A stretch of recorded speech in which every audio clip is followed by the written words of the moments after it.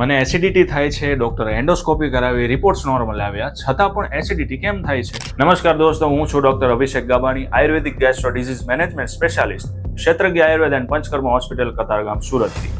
પેટ સાફ તો રોગ માફ એપિસોડ નંબર 6માં તમારું સ્વાગત છે. એન્ડોસ્કોપીમાં હંમેશા અલ્સર કે પેટની અન્ય સમસ્યાઓ દેખાય તે જરૂરી નથી. ઘણી વખત સ્ટ્રેસ અને એન્ઝાઇટીના કારણે મગજ અને પેટ વચ્ચેનું ગટ બ્રેઇન કનેક્શન પ્રભાવિત થાય છે. તેના લીધે એસિડ પ્રત્યેની સેન્સિટિવિટી વધી શકે છે, પેટ ખાલી થવાની ઝડપ બદલાઈ શકે છે અને પેટમાં બળતરા તથા ખાટા તીખા ઓડકાર અનુભવાય છે. હા, પણ દર વખતે સ્ટ્રેસ અને એન્ઝાઇટી આ સમસ્યા પાછળનું મુખ્ય કારણ હોય એવું શક્ય નથી. તો આ માટે બીજા 5 કયા લક્ષણો છે એ હું તમને આજે જણાવું. પહેલું, ભૂતકાળમાં પેઇન કિલર દવાઓનો વધુ પ્રમાણમાં ઉપયોગ કરવાથી પણ આ સમસ્યા આવી શકે છે. બીજું છે GERD એટલે કે ગેસ્ટ્રોઇસોફેજિયલ રિફ્લક્સ ડિસીઝ, જેમાં પેટનું એસિડ વારંવાર ઉપર આવે છે. ત્રીજું છે મંદાગ્નિ, જો પાચન શક્તિ નબળી હશે તો ખોરાક પચશે નહીં અને વારંવાર એસિડિટી થશે. ચોથું છે હાયટસ હર્નિયા, જેમાં જઠરનું મુખ એટલે કે જઠરનો ઉપરનો ભાગ અસામાન્ય રીતે ફૂલી જાય છે અને છાતી તરફ સરકી જાય છે. પાંચમું છે વિદગ્ધ અજીર્ણ એટલે કે ખાટો તીખો અને ખારો ખોરાક ખાવાથી શરીરની અંદર પિત્ત વધે છે, જેના લીધે એસિડિટી થાય છે. જો તમે પણ વર્ષો જૂની આવી એસિડિટીથી છુટકારો મેળવવા માંગતા હોય તો આ રીલના કોમેન્ટમાં એસિડિટી લખો, બધા જ ઉપાયો તમારા મેસેજ બોક્સમાં આવી જશે.